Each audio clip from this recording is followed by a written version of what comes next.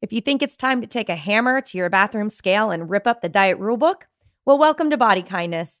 Hi, everyone. It's Rebecca Scritchfield, author of Body Kindness and host for this podcast. I'm a health at every size dietitian, a certified exercise physiologist, a former chronic dieter, and mom to 2 girls. Join me as I talk to guests about what it means to be good to ourselves and create a better life where well-being matters, not weight.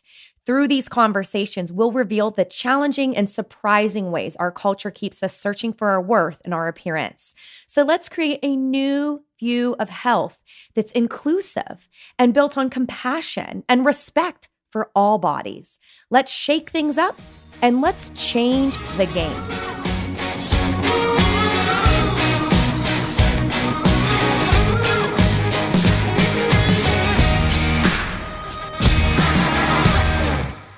Here's the deal.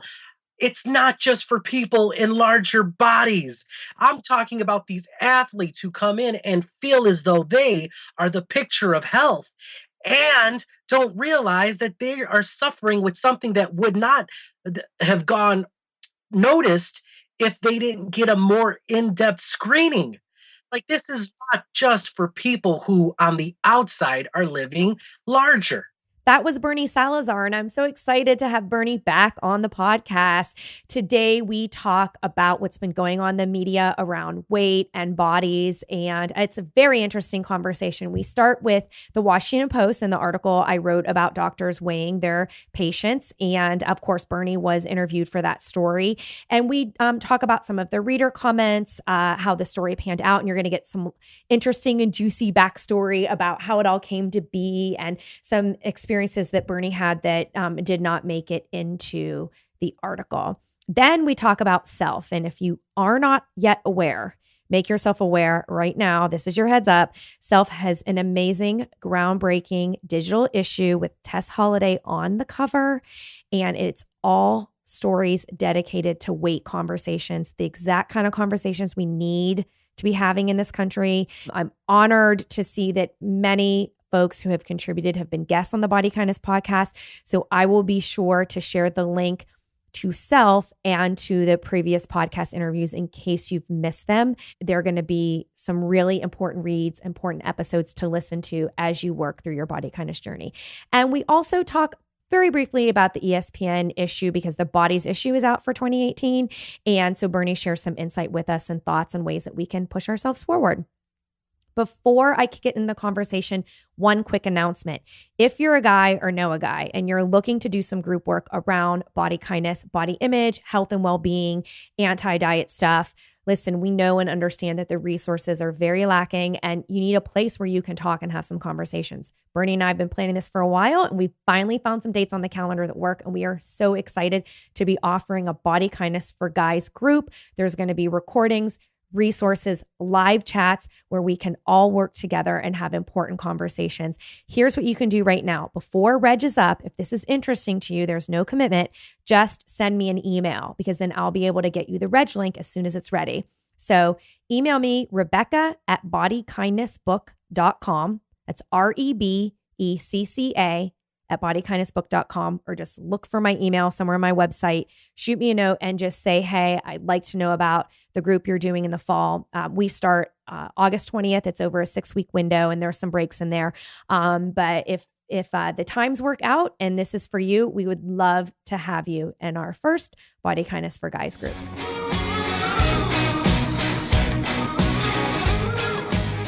Hey, Bernie, what's going on? Rebecca, it has been so long. I am so happy to be back. So much to share, so much going on. But let me stop for a moment and just see what's up with you. Because you're always checking in on me and everybody else. What's going on with you? I know you have some news to share, so let's hear it. Yeah, well, I mean, I've been having these interviews on women's health in this series on the podcast. And so we've had great conversations. And listeners probably know by now that body kindness is in a research study, which is super cool. Yes. So that is the episode with Dr. Jennifer Webb. You can hear kind of all about that in the backstory, but essentially we are still seeking survey participants. The survey is one part of the research, and it's on body kindness as a philosophy to enhance body image in both pregnancy and postpartum. So any woman who lives in the U.S., and I did find out recently the reason for the U.S. Criteria really had to do with the timing of the study and the IRB approval, because there's laws in different countries for how you can contact people and how many times you can contact them. So we were able to get kind of a well-timed approval for summertime research for this part of the study, just sticking to the US. So you got to be female in the US, pregnant now, or postpartum up to 5 years. And if you've read Body Kindness, great. You can jump right into the survey. Yes, you can open the book and read along as you answer the questions as reminders. But if you haven't read, but you meet the criteria and you're willing to read it, you can actually get a free electronic copy of Body Kindness.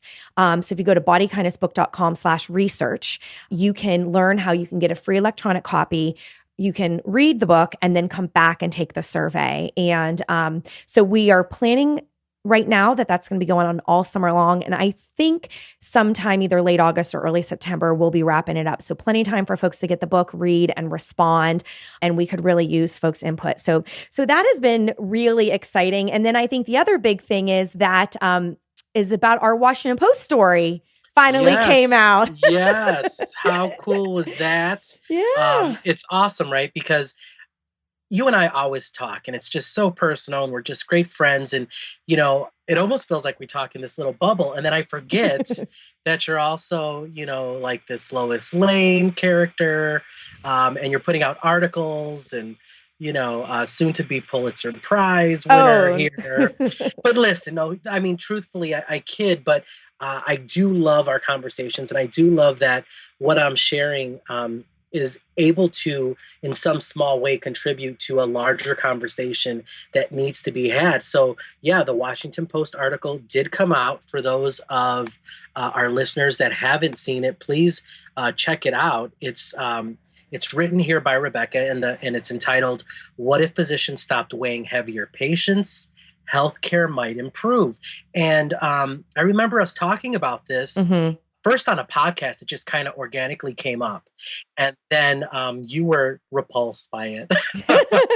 I was dropping F-bombs and bleeping myself. Because I think that was the last time we talked, was when your doctor basically said, let's talk weight loss surgery. And you literally hadn't even been to see him in a year. And he didn't even pull your labs. Yeah. It was funny because of the fact that I wasn't affected by it the way that you seemed to be. But the more that we unpacked it, and again, I think that's something that, living life in a larger body for the majority, if not almost all of my life, these are just natural things that you have enter in and out of your life. These types of conversations, these types of, prejudgments, they just, gosh, it's almost like breathing. You just kind of, unfortunately, get used to some of those types of comments. So when you heard that, it was nice, because it did kind of allow me to think a little bit more about how numb I know I have become to these types of observations and comments, and also what a lot of other people in larger bodies also have to encounter on a daily basis. So that being said, I really enjoyed the article. It made me really start thinking about the fact that, yes, there are doctors out there who, of course, went to medical school and are brilliant and studied what they needed to study to be in the field that they're in. But how much work really needs to be done in looking at the patient as a complete whole. And I'm not talking, simply what's outside, and I think that my entire life, that's exactly what's happened. I almost, and I've said this before on past podcasts, I didn't even want to go to the doctor for the majority of my life, because I already knew the big running joke. And I'm pretty sure if you go back to our last conversation was, if all it takes to be a medical doctor is saying you should lose weight, then I am a doctor 10 times over, because, if that's all it takes. And it's funny because that was, the running joke, but your article and the conversations we have had really led me to realize how needed it is for our doctors that take care of us to realize that there's so much more to us than just the weight. And the weight isn't always the thing contributing to some of the ailments that we have, and that you can be totally healthy and active and an athlete, or just have a wonderful quality of life, even in a larger body. And that's just a misconception that's out there, and it's really scary. Yeah, no, I appreciate that so much. And I think that's exactly right. So I was already thinking about, I wanted to write something about medicine and weight stigma. I had read the healthcare avoidance study and was fascinated with it. So I knew I wanted it to center around healthcare avoidance. And, just, I guess, as some backstory, between friends / listeners, you don't always get to keep the titles you want and everything like that. And actually the end title was mostly what I submitted, but I think the change matters. What I submitted was a rhetorical question, right? What if doctors stopped weighing their patients? Healthcare might improve. So it was really about stop weighing all patients. Like, what if weight didn't center on it? And it came out in the article where I said, well, what if we didn't use the BMI as the reason to spark health conversations? Because the way it's set up now, when I interviewed the doctor, right, she explained that it's the U.S. task force who says use the BMI. Basically, you have to weigh a patient to calculate a BMI to use as a screening tool for obesity, right? Mm-hmm. And based on that screening tool, then recommend intensive lifestyle. And, look, in a 900-word article with editors, you don't always get to really dive deep into all the issues. But, so first of all, I would have loved a headline that didn't, I think it actually contributes to more shame and stigma, because some of the comments on the article were about, oh, now we're supposed to coddle, higher weight patients because we can't weigh them. And again, missing the point there. It's a rhetorical question, really looking at the realities of what's going on. And see, to me, and I'm sorry to interrupt, that frustrates me because, gosh, where are all these people that swear that if you dive deeper and ask a professional to do their job more thoroughly, how does that constitute coddling? Yeah. Like what? Well, it's That bias. mean? Yeah. No, absolutely. But here's the deal. It's not just for people in larger bodies. Right. I'm talking about these athletes who come in and feel as though they are the picture of health, mm-hmm. and don't realize that they are suffering with something that would not have gone noticed if they didn't get a more in-depth screening. Mm-hmm. Like, this is not just for people who on the outside are living larger. Right. Well, and if just the recommendation is to get the weight, to get the BMI, to then trigger the conversations, you're not having those qualitative conversations about habits. And that is what I question, and granted, the recommendation gets a B grade. Now, it could have gotten an A grade. What does that mean? It means it's not an A grade that screening should be done. Well, actually it is. A B grade is enough of a grade to say, it's recommended to do that screening. But how I brought up in the article, there are still options. You can delay the screening for a new patient. How hard is it to, in your practice, when somebody is new, bypass the weight and type measurements and stuff, see them, talk to them to assess for their self-care, healthy weight-being. How do you feel about weight? Checking for eating disorder history, body image concerns, all those things, and set up a context that's involved in listening to the patient to help them to understand why you want to take a weight and monitor weight, how it could be helpful, how you will not apply stigma and shame, and do it for people of all bodies. Do the same thing for lower weight patients as higher weight. Like, to me, I think that it's is just as the critical barrier for lower weight patients, I feel. Yeah. And, that's something, you couldn't be more right on. And I think that this article hopefully is doing exactly what's happening now, which is really bringing about some dialogue that will hopefully turn this around. Yeah. But, it's just so interesting to me that even doctors who, in the profession that have been doing it for years, like, this is hard. This is hard for them to fathom. Yeah. What do you mean I'm not going to weigh them? Or what do you mean I'm going to have a conversation? Or why should I coddle this visibly overweight or fat person? Right. Well, and to me, I've come across enough doctors to know that they're limited on their time. They're running in and out of the room. They, a majority of them, and I am generalizing because there are some fantastic doctors out there, have a few minutes to assess and they need to move on. And for all intents and purposes, they know it all, right? I mean, they're doctors. That's some of the encounters that I've had. And that's why, again, in our past podcasts, I was so against getting regular checkups or getting lab work done, because not only did I feel like I was being stigmatized the moment I walked in, but I felt the moment that I tried to express where I was coming from, I was immediately shut down. And at that point, it's like, you know what? Good for you. Let me just get out of here. Or screw you, rather. Yeah. So there's a couple more key points I want to bring up. One is that first of all, I do think the comments are worth sifting through. So as of now, there's 199. You're going to see a lot of BS, but you will see some people getting reflective. You'll see people sharing stories that matter, stories that deserve to be told. One of my favorites is actually from a doctor. So I'm just going to read it for you now. It says, this article touches or broaches on a much bigger topic.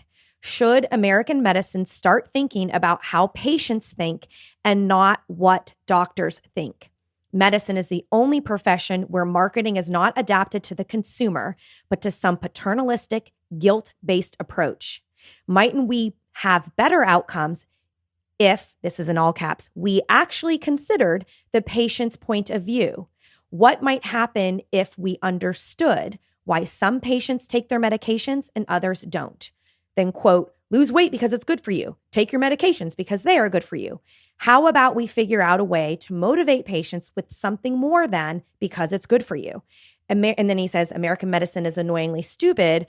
And what was that quote attributed to Einstein about insanity? And I instantly recalled it, but for the record, it's insanity, doing the same thing over and again and expecting different results.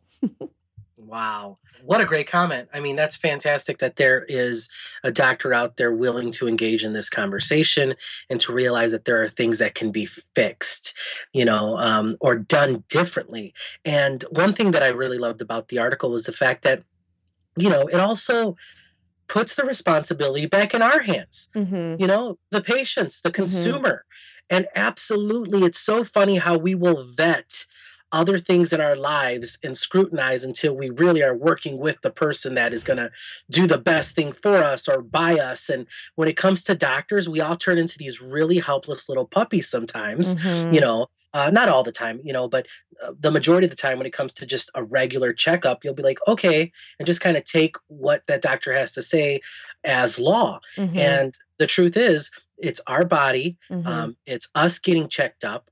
And we need to communicate for ourselves. And I'm talking to a lot of us males, males especially. I feel, my wife is awesome because I think just in general, this is, again, a very generalization. I think that women, from my observations, are more in touch with their bodies. Hey, this is ailing me. This isn't right. I never noticed this before. This is a different marker, a different spot, or anything. Guys were like, oh, okay, that's cool. Didn't know that. Didn't realize I had a lesion on my forehead. Like this is just, the type of approach that we kind of have. Yes, I'm here. My wife made me come, so to have this whole idea that we can set guidelines as to how we would like our body cared for was very foreign, but I think it's something that we need to do more of. I think it's something that we need to share with our friends and family members. Hey, why don't you let your doctor know that this is a concern of yours, or this is the way that you would like to approach, maybe weighing in or approach your treatment in general. I think it could do so much because I don't see this changing unless this type of interactions and promoting of our healthcare it's not going to change until we do something about it. Yeah. Yeah. So two more things with that. So it is interesting. I could see where women are attuned and notice things, but a couple podcasts ago, I interviewed Maya Dusenberry, who wrote Doing Harm, and it's about how medicine harms women. And so what it is that women are less likely to be listened to by their doctors than men. So that's a whole other, like if you cry for too much pain, they don't believe you. If you act stoic, like how men act stoic, they don't believe anything's wrong. It's kind of like a lose-lose situation. But I 100% agree with you about women being advocates and what you can do right now. I mean, long-term systemic changes, medicine needs to look inward, like what the Dr. Comment is saying. They need to not apply stigma in the first place. They need to actively work to reduce weight stigma in medicine, period, point blank. And they need to start now. They need to keep doing it now. And in the meantime, it is a call to what patients can do, which is within your abilities.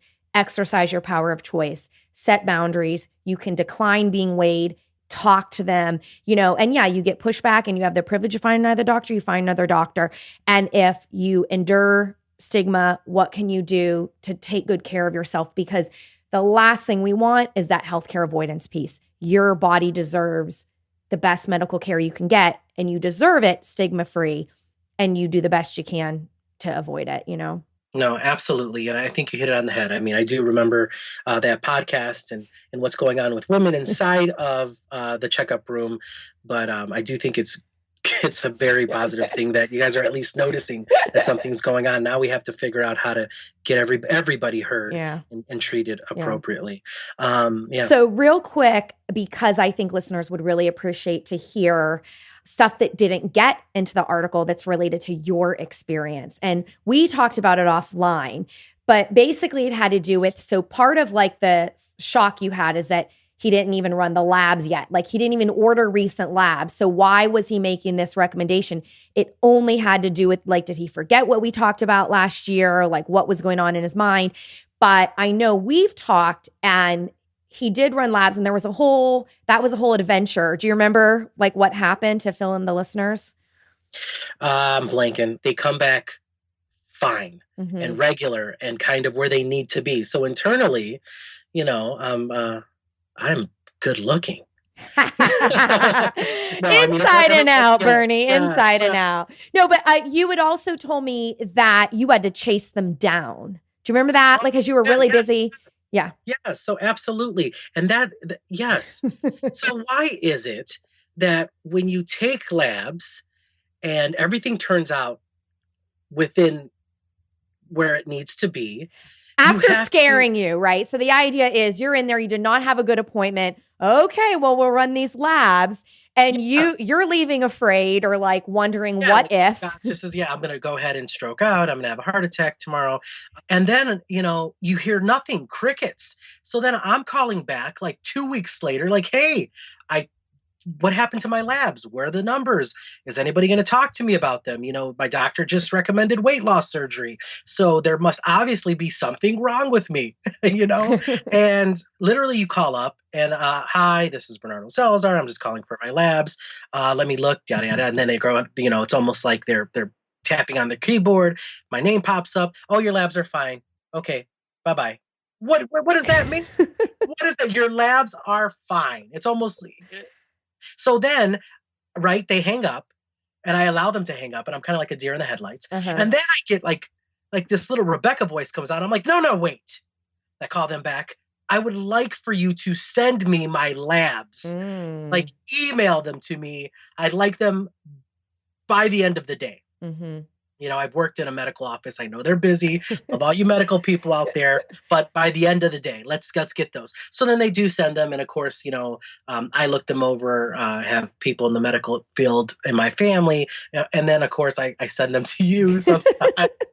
So yeah, I mean, it's just, it's frustrating the fact that we have to really just look for this stuff and ask for it and be such advocates when in the checkout room or the checkup room, I'm being recommended for major surgery. Yeah, invasive, life-altering surgery. Oh, absolutely. We're talking about taking away half my stomach, like gone. Right. So, but, Right. oh, wait, your labs are fine. Seriously? Yeah. And I think, when you're talking about like, well, what do we do? I think what it means is that no matter where anyone is on their non-diet and body kindness journey, right? Like, go ahead. Okay. And this is 4 pounds. This is 4 pounds that I put on in a year.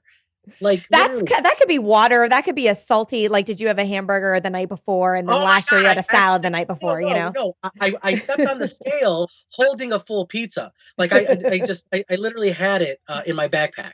No, of course. I mean, I know that. And it's been, and I have started a business. We're still the parents of a 2-year-old. I barely get sleep. Like, yes, it could have been one of any one of those things. It's normal fluctuation. Normal fluctuation.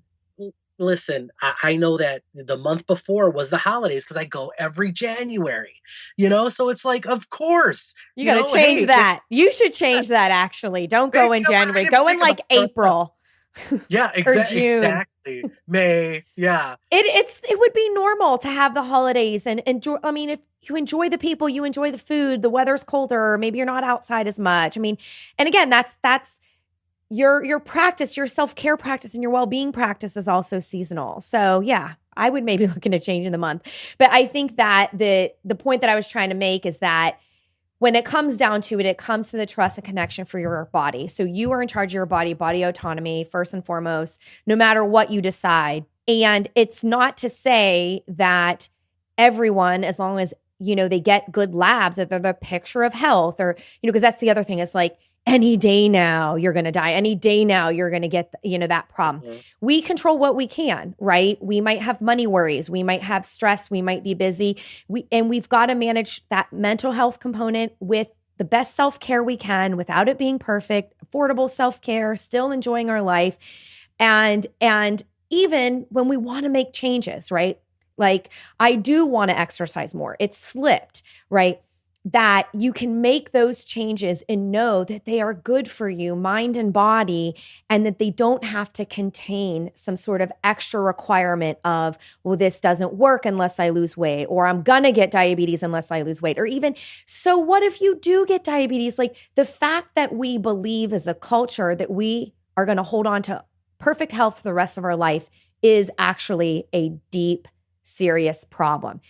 Some people will get diabetes, genetic, habits, combination, whatnot.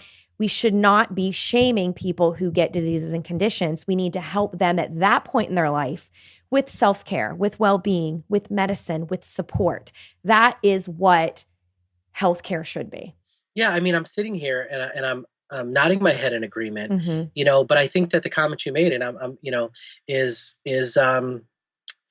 man, that's Rebecca, whenever we talk, there's always something that pops out of here. And it's like, when you say, so what if we get diabetes? Like, that's pretty controversial. I mean, and I like that you're saying that. And I what I mean by that is, gosh, I guess even myself, we have these biases and these prejudices, against, gosh, I guess even diseases. You're right. Because if somebody has diabetes, it's called healthism. Yeah. So right away, our thought process goes, well, what were they doing in their life that contributed to this? And you're right. It's genetic sometimes, and other times, it's our body aging and us not accepting the fact that we're going to experience change as our body changes. And I think that circles back to, and if you are, like, for me, I feel that I have really been enjoying my body in ways that I previously didn't, because I removed that whole, if I'm doing this activity, it has to be linked with weight loss, or I'm doing it because of this or that. And my life just feels a lot more full, So now when I think about being active or enjoying my life in general, it really is, how does this contribute to creating moments, to being happier? I mean, I know I stray and I feel like I'm just going everywhere, but the comment you made really kind of threw me for a loop myself. I had to kind of circle back and think about that. Sure. And also, what happens, gosh, what would happen to me if I developed diabetes? What would I think about myself? And that's a conversation that a thought that I've never had. Well, and I think that, again, is because the narrative is that it's in your power and your control. And there's a frame of personal responsibility that ignores things like genetics and even, well, you hear that all the time. Like doctors culture. will literally say, do you want to get diabetes? Yeah. Like so now, thanks, Rebecca, because now I'm thinking about even more stuff. Fear mongering. Yeah, no, absolutely. You can stroke out, or you're gonna get diabetes. Yeah. That's gonna mean a lifetime of medicine. Yeah, yeah. Well, and even so, in the Hayes Care for Diabetes groups that Glennis and I are running, we've had several people say, "Yeah, my doctor told me that I have pre-diabetes." And at first I was like, oh, the tech is cutting out, or like, I thought that they stuttered. But no, I mean, it's been repeated in separate groups. Separate all the groups. Time. All the time. But there is no such thing as pre-diabetes. Yes, there is. My doctor told me so, Rebecca. It's PP diabetes, PPD. And as a matter of fact, there's a commercial that's going to run on that in a month. It's called PPD, and it's going to tell you all the side effects from the medicine they're going to prescribe you to cure that. Yeah. Really interesting. Interesting you bring that up. I would love to hear our listeners' take on what we just shared, because I'm sure we're going to get all types of comments, and I'd love to hear them. Yeah. I mean, and ultimately, just to wrap on that, because I know we want to transition into two other media topics, but I think it's this issue of believing that we want to take care of ourselves no matter what. So when you question, like, what would I think of myself if I got diabetes, or what would happen? And I think like anything in life, you would cross that bridge when you come to it. So we don't need the fear of diabetes, this external fear, to motivate us into positive self-care and well-being, because it actually doesn't motivate change. It just keeps you more afraid, and it keeps you feeling a lot more shame around every little choice, right? That piece of pizza is, carbs, diabetes is just around the corner, right?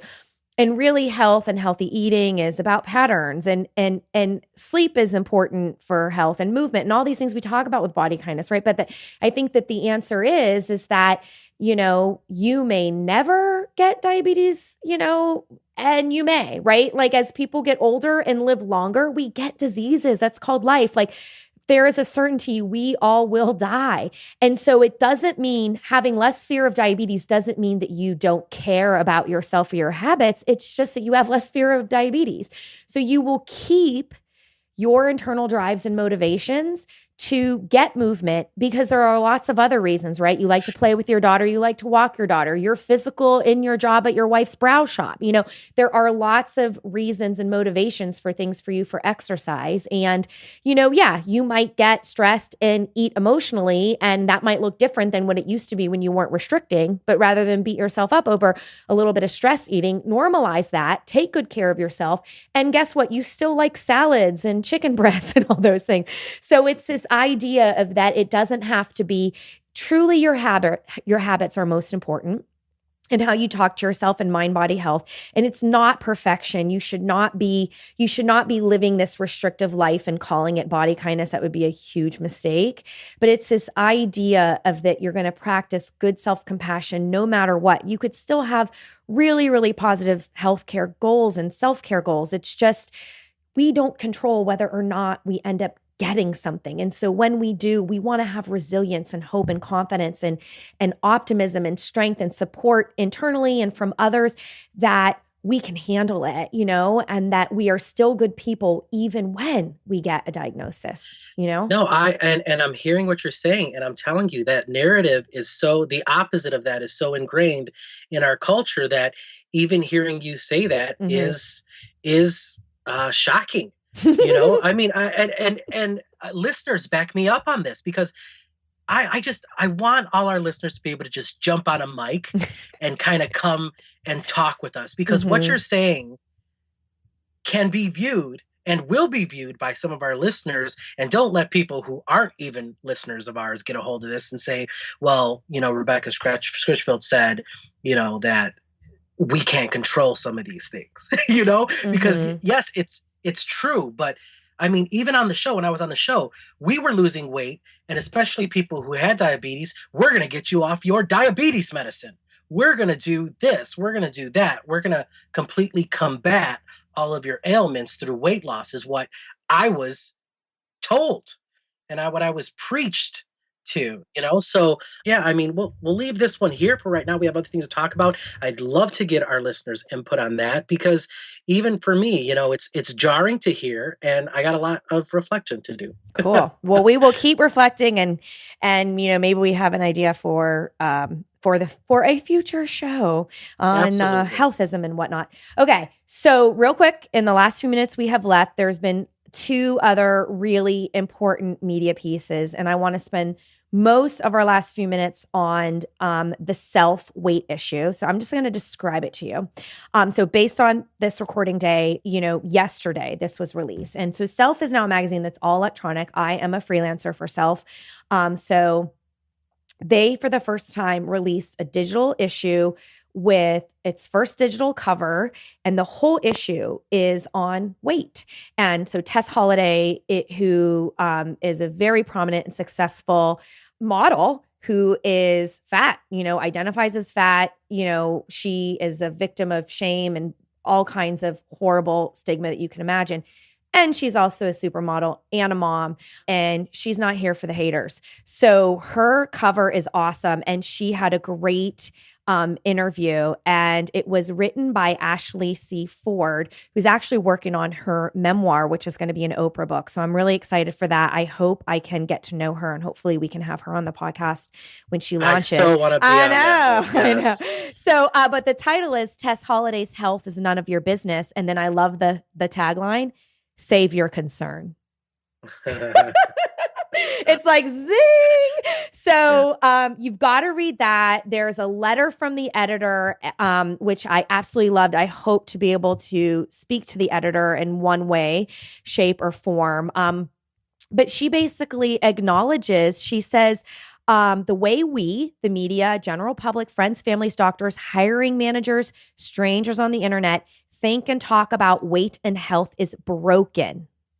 And that is, I think, a bold and powerful statement. As someone who grew up reading all the fitness magazines, that's where all my comparisons started. That's where I thought you needed to eat X number of calories a day. And, my thighs were never going to be good enough. Like, they were a major source of pain and shame and dieting and disordered eating for years. So to come out with that, and, this is a whole issue dedicated to it, which what I love about it is you can see it's not just an isolated article, right, that I might write as a freelancer. It's put together, and the voices are very powerful. So, listeners, they just need to take this link in the show notes, search Self Weight Issue. You'll find it all. I recommend you start with a letter to the editor, read the Tess Holliday article.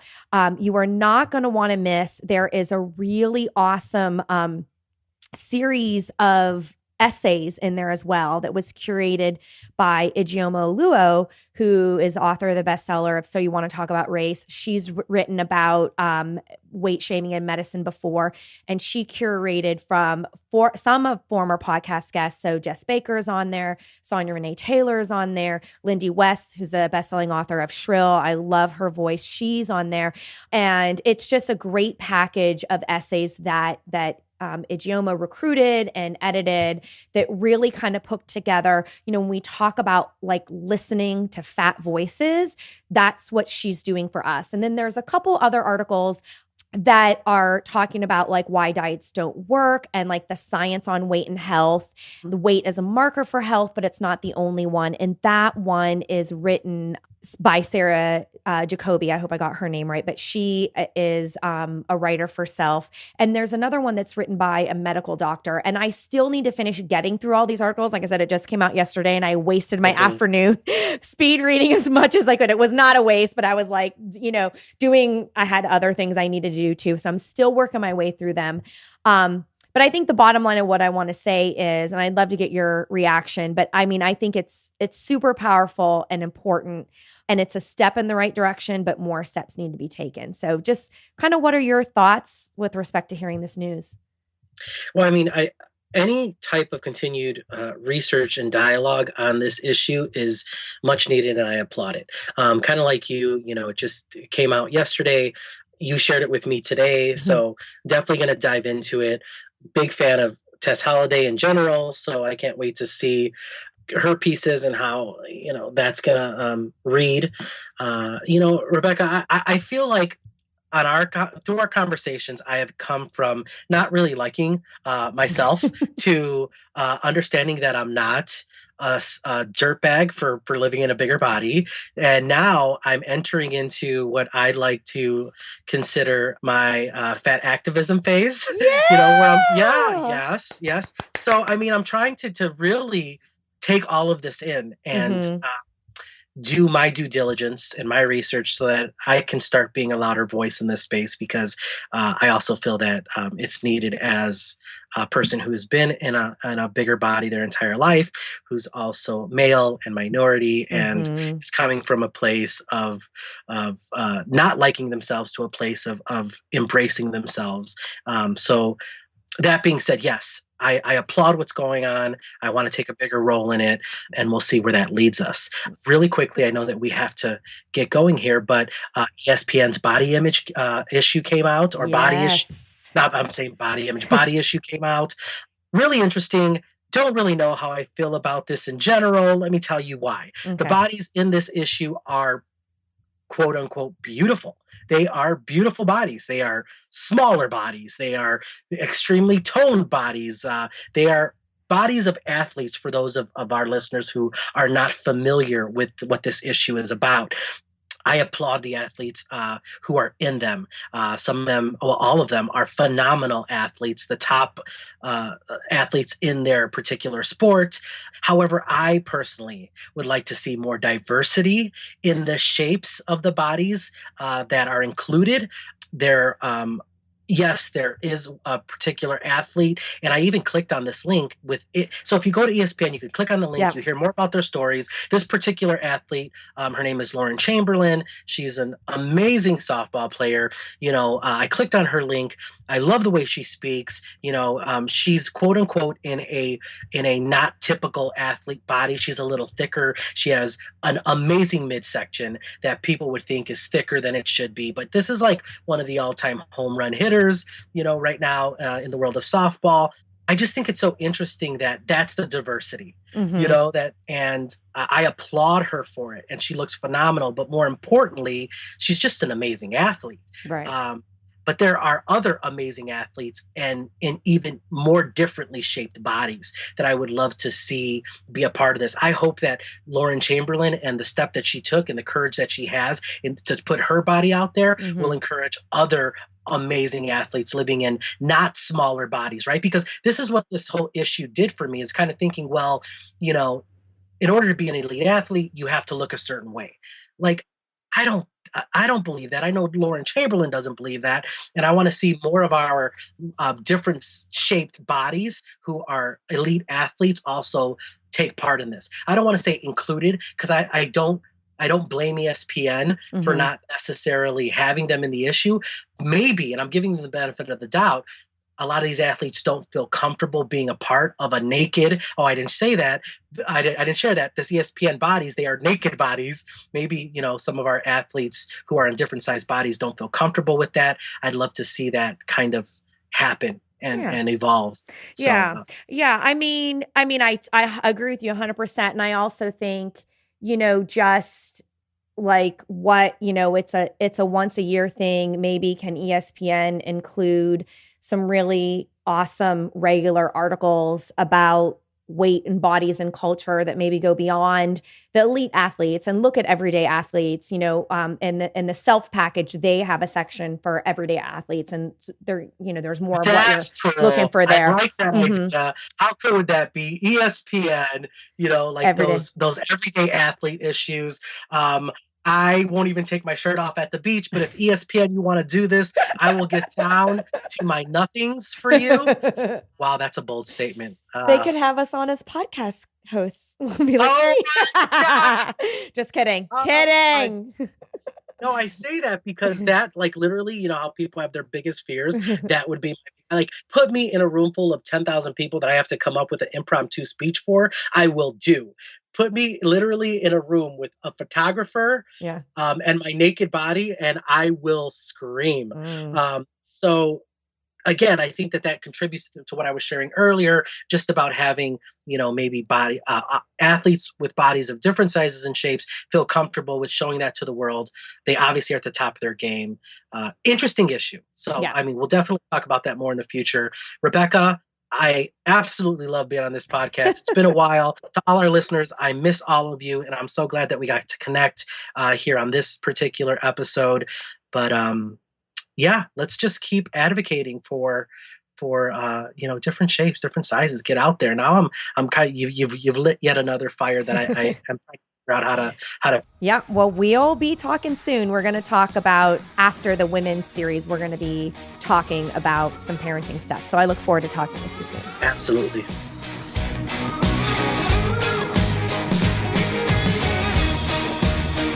And that's a wrap on today's show. Let's continue the conversation on Facebook. Just search Body Kindness Podcast and click to join. And if you can contribute to the production costs for the 2018 podcast season, visit gofundme.com/bodykindness. We love ratings and reviews. Please do that. And don't forget to let your friends know that Body Kindness is one of your can't miss podcasts. If you have questions, comments, or guest recommendations, shoot me an email, Rebecca@bodykindnessbook.com.